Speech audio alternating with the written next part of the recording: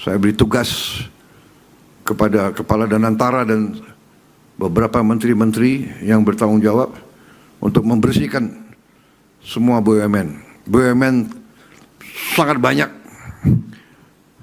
yang rugi. Sudah rugi, minta tantiam lagi.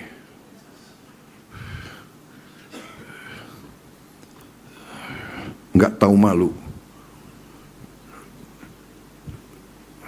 Dablek menurut saya.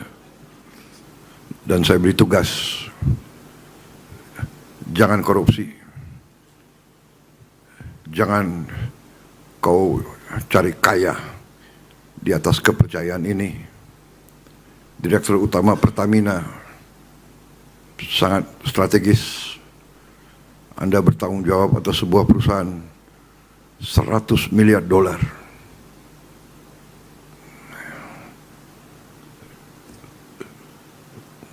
Godaan akan banyak, tapi saudara harus teguh dengan semua jajarannya, dan saya kasih wewenang seluas-luasnya. Siapa yang Anda nilai tidak bagus, pecat. Jangan ragu-ragu. Demi bangsa dan rakyat harus tega. Nggak ada itu.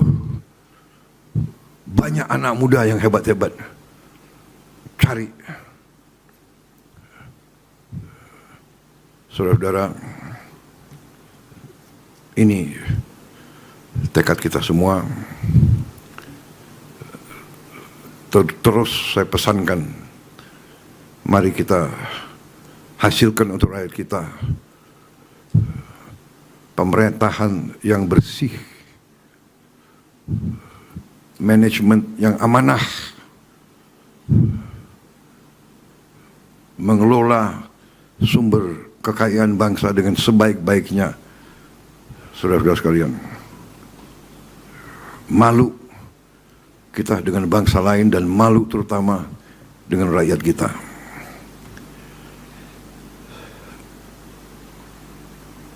Praktek-praktek markup, penipuan. Markup itu adalah penipuan dan pencurian, mencuri di siang bolong.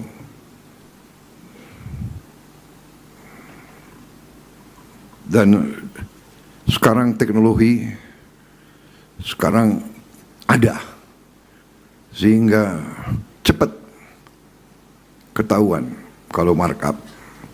Kalau ada pejabat yang ingin melaksanakan praktek-praktek lama, saya kira sangat keliru. Kita prihatin. Saya tidak tahu berapa direksi Pertamina yang sudah masuk penjara, saya tidak tahu. Karena negara dan bangsa membutuhkan dan menuntut manajemen yang terbaik. Kelola dengan baik. Saya sangat terkesan tadi Direktur Utama mengatakan, menggunakan istilah Pertamina Wira, Perwira. Ini luar biasa, ini saya kira nafasnya seperti itu. Nafasnya harus seperti itu. Bangsa-bangsa yang bangkit, bangsa-bangsa yang kuat, kita harus contoh.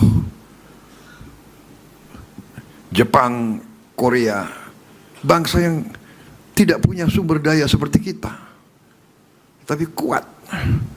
Nasionalismenya kuat.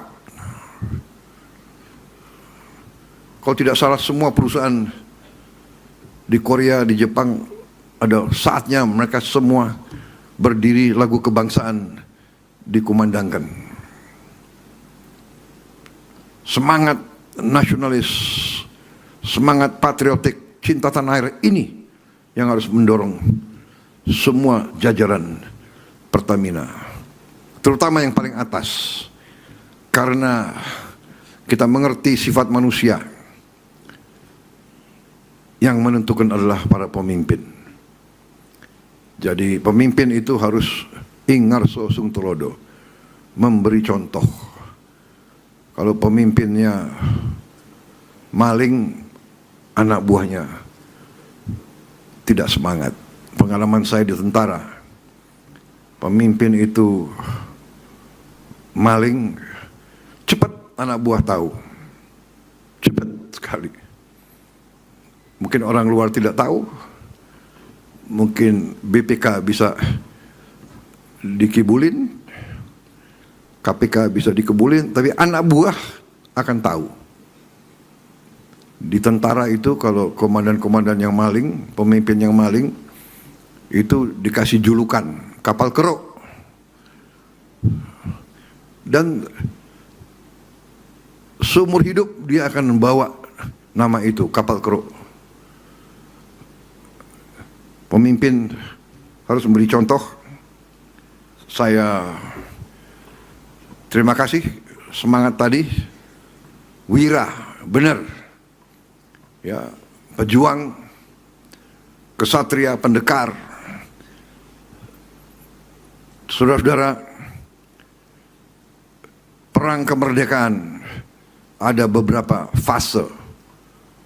Perang kemerdekaan pertama tentunya ratusan tahun yang dulu, perang kemerdekaan yang kita berhasil rebut kedaulatan tahun 45. Habis itu perang kemerdekaan atau perang untuk mempertahankan kemerdekaan.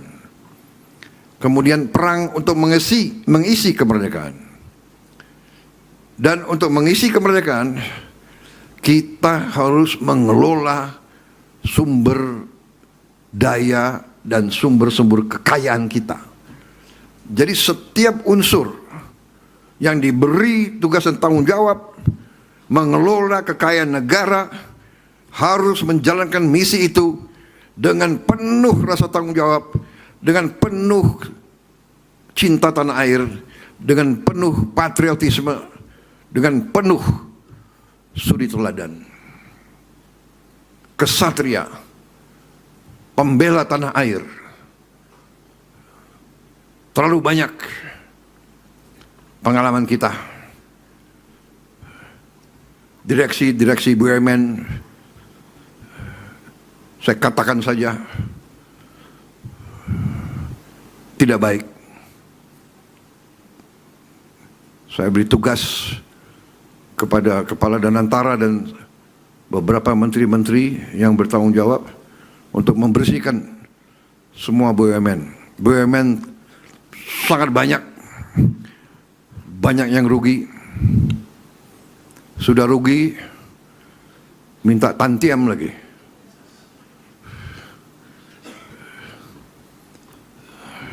Nggak tahu malu. Dablek menurut saya. Kalau nggak mau, kalau nggak sanggup mengabdi dengan penghasilan yang tersedia, berhenti saja, segera minta berhenti. Banyak yang siap gantikan, saudara-saudara. Saya percaya banyak yang siap gantikan. Saya kira yang paling penting itu kita menuju swasembada energi, kita mampu. Selama ini menurut saya tidak ada will. Selama ini banyak di posisi manajemen, di posisi kritis, membohongi atasan, menipu atasan, menipu presiden untuk mencari keuntungan pribadi. Sekarang harus hentikan seperti itu. Kita harus benar-benar menjaga kekayaan negara, karena kita butuh itu untuk memperkuat bangsa kita, menghilangkan kemiskinan, menghilangkan kelaparan, mengejar industri, mengejar teknologi untuk kita hadapi tahun-tahun yang akan datang. Saudara-saudara, persaingan global sekarang sangat ketat. Kalau kita tidak kuat, tapi kita kaya, bisa-bisa kekayaan kita direbut. Karena itu kita harus bekerja keras. Program hilirisasi kita membutuhkan uang. Tapi saya optimis dengan pengelolaan yang baik, kita akan mampu mencapai tujuan hilirisasi itu. Tahun ini dalam waktu dekat, saya diberi laporan kita akan mulai 34 proyek waste to energy, yaitu sampah kita rubah, kita bersihkan menjadi listrik. Ini sangat penting karena kita butuh sekarang membersihkan sampah kita dari kota-kota kita. Sampah itu sudah menumpuk luar biasa. Ini sudah akan menjadi bencana.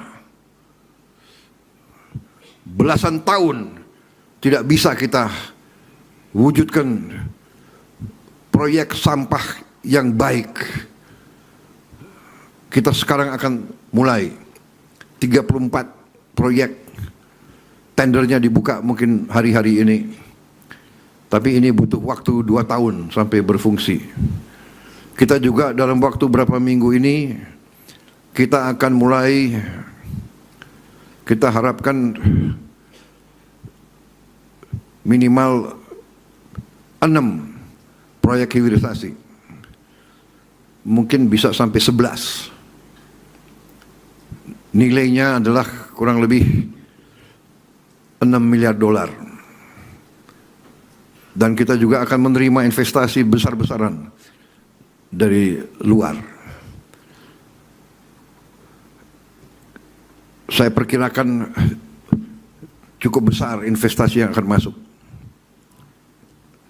Kita untuk itu harus benar-benar siapkan awak, siapkan manajemen, siapkan manajer-manajer muda yang bisa menjaga, mengelola proyek-proyek ini.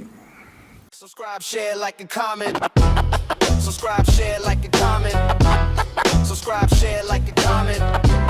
Subscribe, share, like, and comment. Subscribe, share, like, and comment.